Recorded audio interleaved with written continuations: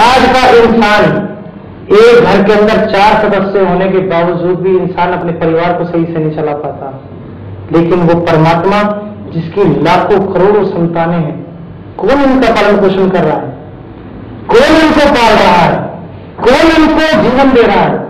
इंसान कमाता है, खाता है, अपने लिए 2 रोटी का साधन करता है, लेकिन ये जीव जंतु पशु पक्षी इनका ध्यान कौन रखता है? कोई तो ऐसी अदृश्य शक्ति है, कोई तो ऐसी तीसरी शक्ति है जो इस संसार को चला रही है। जानना हमें यह है कि वो शक्ति कौन है, कौन हमें जीवन देती है। आज मानव ने बहुत से उपाय करे, परख नली के द्वारा बच्चे भी पैदा कर दिए। कैसे पैदा किए उन्होंने? इंसान का ही डीएनए लिया और उसी के परीक्षण के द्वारा गर्भाधान कुछ बनाया और उसके द्वारा उसकी रचना कर दी। मनुष्य ने एक रोबोट भी बनाया, उस रोबोट के अंदर वह सब चीजें क्यों नहीं थी? एक आम आदमी की तरह है, एक छोटे बच्चे की तरह है। आज मैं ये नहीं कहता कि साइंस ने तरक्की नहीं की, तरक्की की है। साइंस के द्वारा इंसान ने बहुत सी ऐसी चीजों पर विजय पा ली है, लेकिन वो हर चीज में इस तरीके से निपुण नहीं है। एक बहरे आदमी को अगर आप सुनना, जो पैदाइशी बहरा हो, पैदाइशी गूंगा हो, अगर आप उसको बुलवा दें तो मैं कहूंगा आप भगवान हैं। मैं ये कहूं कि साइंस ने इतनी तरक्की कर ली है कि वो आज भगवान का महत्व ही उसने खत्म कर दिया है।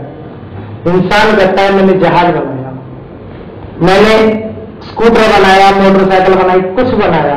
आज इंसान चांद पर पहुंच गया, आकाश में पहुंच गया, चांद सितारों के अंदर वहां अपना जीवन तलाश कर रहा है। तो क्या ये जहाज बनाना क्या एक साधारण बात थी? आपको ये जहाज बनाने की शिक्षा किसने दी? कहां से आपने ये शिक्षा ली?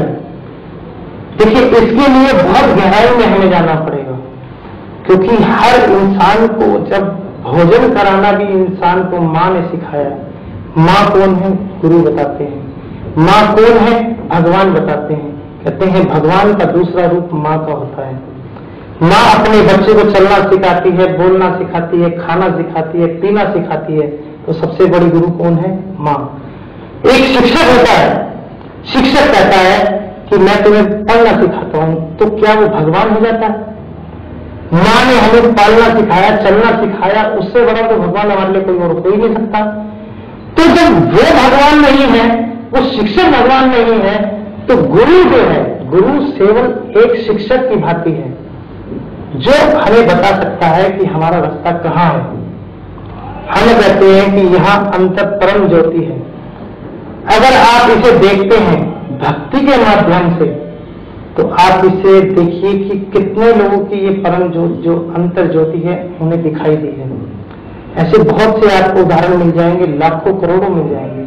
उनमें से कोई 1, 2, 3, 4 ही मैं ऐसे बता सकता हूं जिनको उस परम ज्योति की दर्शन हुए हैं। कुछ लोग कहते हैं कि हमें भक्ति जो है, परम ज्योति जो ये जग रही है हमारे अंदर, कुछ लोगों के अंदर योग के द्वारा, आज इस प्रकार से रामदेव जी के बारे में देखिए फैला हुआ है पूरे संसार के अंदर। संसार सारा जानता है कि भाई रामदेव जी ने ये योग के द्वारा इस संसार में क्रांति लेके आए हैं। ये योग कहां से आया? ये हमारे ऋषियों की परंपराएं हैं। ऋषियों को कहां से पता चला? वो तो जंगल में रहते थे, उन्हें योग करना किसने सिखाया? उन्हें भी तो सिखाने के लिए कोई आया होगा, तभी तो उन्हें पता चला कि योग है। उसी योग के माध्यम से भी हम बिना भगवान का ध्यान किए यहां उस आत्म ज्योति को हम देख लेते हैं। तो क्या इसे भक्ति का श्रेय माना जाए? गुरु कहता है कि भक्ति के माध्यम से देखिए। मैं कहता हूं आप 500 आदमी, 1000 आदमी, 2000 आदमी, 50,000 आदमी यहां बैठाइए और यहां पर बैठाकर उनको ध्यान लगाइए और उन्हें परम ज्योत जगाइए। मैं तब मानूंगा कि आप इस ज्योति को जगा सकते हैं। जब इंसान को ये ज्योत कहीं नजर नहीं आती है तो लोग कहते हैं कि आपका भजन कम होगा, आप ध्यान ज्यादा नहीं लगाते होंगे, आपको स्मरण नहीं आता, आपका स्मरण का तरीका नहीं है। ये नहीं है। अगर ये परम ज्योति आपको नजर भी आ जाती है तो ये मत समझिएगा कि आप भव से पार हो गए। गंगा में स्नान करने में से कोई पवित्र नहीं हो जाता। गंगा में तो सब पापी जाते हैं। आप किसी का खून करके अगर गंगा में नहा ले तो आपके पाप तर जाएंगे क्या?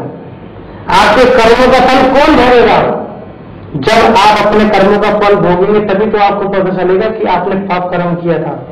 आपका कर्म सही है या गलत है। अगर आपने आज किसी का कत्ल किया है और जैसे तैसे करके आप बच भी गए, आप तो कहते हैं कि आप मर गए, चलो मर गए तो तर गए, लेकिन मैं आपको एक सबसे बड़ी खास बात बताता हूं कि उसका फल भोगने के लिए आपको जन्म पर जन्म लेकर आना पड़ेगा। और जब वह व्यक्ति आपका कत्ल करेगा तब आपका ये ऋण पूरा होगा। इतिहास इस चीज के लिए गवाह है। जब भगवान श्री राम ने बाली का वध किया था, सभी जानते हैं कि बाली का वध भगवान राम ने छुप कर किया था। जब वही भगवान राम भगवान कृष्ण के अवतार में आए, जब कृष्ण के जाने का समय हुआ तो एक नदी के किनारे वो अपने पैर कर ओढ़ कर बैठ गए। तब एक शिकारी कहीं से आया और उस शिकारी ने उसके पैर पर भगवान कृष्ण को के पैरों को मृत्यु का मुंह समझकर उस पर बाण चला दिया। जब वह बाण भगवान कृष्ण के छाती में लगा तो वो शिकारी दौड़ा आया, कहने लगा महाराज मुझसे बड़ी गलती हो गई, मैंने तो बड़े मृत्यु को समझकर आप बाण चलाया था, मुझे नहीं मालूम था। हे पालनहार, आप यहाँ बैठे हैं, मेरे से तो बड़ा गुनाह हो गया, मुझे मेरी गलती के लिए क्षमा कीजिए। तो भगवान कृष्ण ने उस समय उनसे कहा था कि हे खेवट, तुम्हारी कोई गलती नहीं है, ये तुम्हारा एक ऋण था मेरे ऊपर। जिस प्रकार जब तुम्हें याद नहीं होगा, जब मैं राम बनकर इस धरती पर आया था तो तुम बाली थे और मैंने छुप कर तुम पर वार किया था। उस वार को आज सहने के लिए मैं तुम्हारा ही इंतजार कर रहा था। एक तुम्हारा ये ऋण बकाया रह गया था, इस ऋण को चुकाकर मुझे आज इस धरती से जाना है। और देखिए, जन्म पर जन्म लेने के बावजूद भी इंसान को कहते हैं कि अपने कर्मों का हिसाब देना ही पड़ेगा, चाहे वो देव हो, चाहे मानव हो, चाहे दानव हो। अगर आप भी अपनी किसी समस्या से परेशान हैं और स्वामी जी से मिलना चाहते हैं तो संपर्क करें। हमारा पता है माता श्री वैष्णो देवी दरबार D1/543, अशोक नगर, गली नंबर 10, वजीराबाद रोड, दिल्ली 93, निकट फ्लाईओवर। आप हमें फोन भी कर सकते हैं। हमारा फोन नंबर है 9213232399, 9971733323। आज कई लोग कहते हैं, जैसे आपने कहा कि हवन इत्यादि पूजा, मूर्ति पूजा कोई महत्व नहीं रखती है, तो मैं आपकी जानकारी के लिए इतना बता देता हूं। उन सभी लोगों को एक संदेश है कि जिस हवन को हम आज नकार रहे हैं कि हवन कुछ नहीं होता, मैं आपको एक सबसे बड़ी रहस्यमयी और एक गहराई हुई बात कह दूं कि जो कुछ भी होता है हवन से ही होता है। हवन के द्वारा हम अपने देवों को, जिनकी हम पूजा करते हैं, आराधना करते हैं, उन्हें आहुतियां देते हैं, उन्हें अपनी भावना समर्पित करते हैं। ये वही हवन है जो दक्ष प्रजापति ने, जबकि वह देवों के प्रजापति थे, साधारण व्यक्ति नहीं थे, ब्रह्मा के पुत्र थे, उन्हें कोई पूजा पाठ करने की आवश्यकता नहीं थी, लेकिन उन्होंने भी ये हवन किया है जिसके अंदर मां सती शिव का अपमान होने पर जिन्होंने अपना शरीर दाह संस्कार कर दिया था। भगवान राम ने राजसी युद्ध किया था जिसका घोड़ा लवकुश ने पकड़ लिया था, ये भी शास्त्र वर्णित है। वह भी नारायण का अवतार थे, जिसकी हम आज बखान करते रहते हैं कि भाई राम राम राम राम, राम ही नारायण, राम ही सर्वस्व, राम ही सब कुछ है। उन राम ने भी स्वयं इस यज्ञ को किया था। मूर्ति पूजा के लिए हम कहते हैं, जब भगवान श्री राम लंका पर चढ़ाई करने के लिए पहुंचे थे तो भगवान श्री राम ने अपने हाथों से एक शिवलिंग बनाया था, जिसे आज सारा संसार रामेश्वरम के नाम से जानता है। अगर ये सत्य नहीं है तो क्यों इसकी पूजा होती है?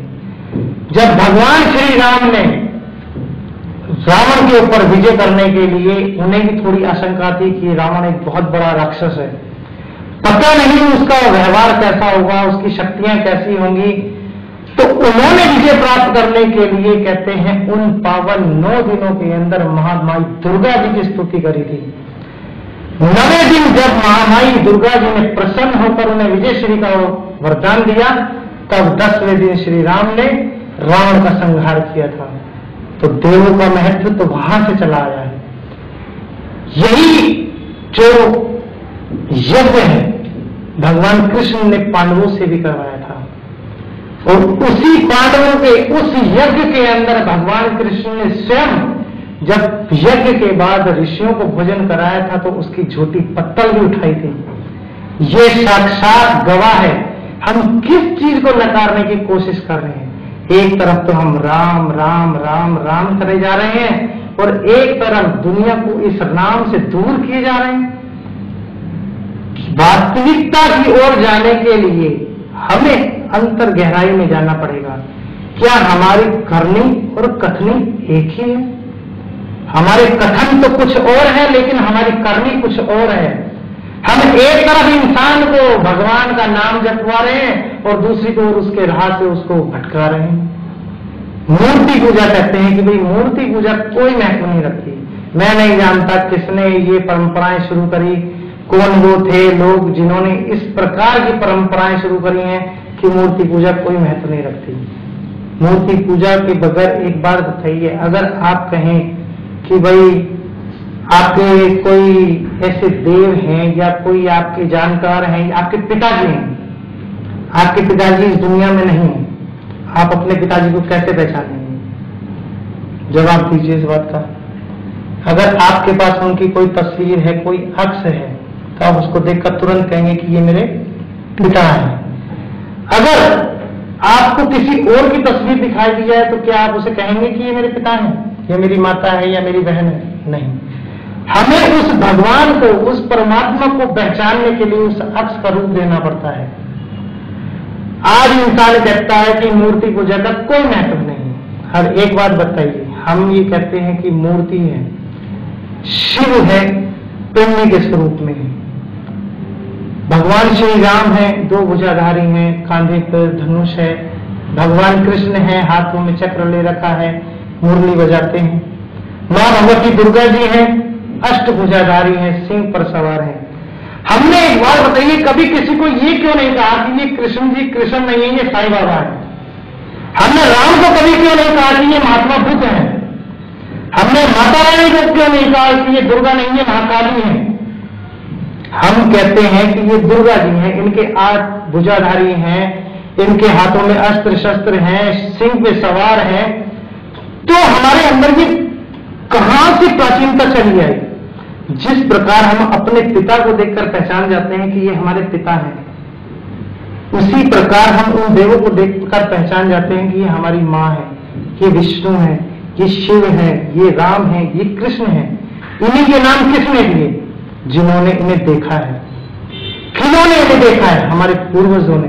हमारे पूर्वज ही हमें बताते चले आए हैं कि बेटे ये राम है, ये कृष्ण है, ये तुम्हारी माँ है, ये तुम्हारे पिता हैं, ये तुम्हारे भाई हैं, ये तुम्हारे चाचा हैं, ये तुम्हारे ताऊ हैं। हम दूसरे के बाप को पकड़ के क्यों नहीं कहते थे कि ये फलाने का बाप है?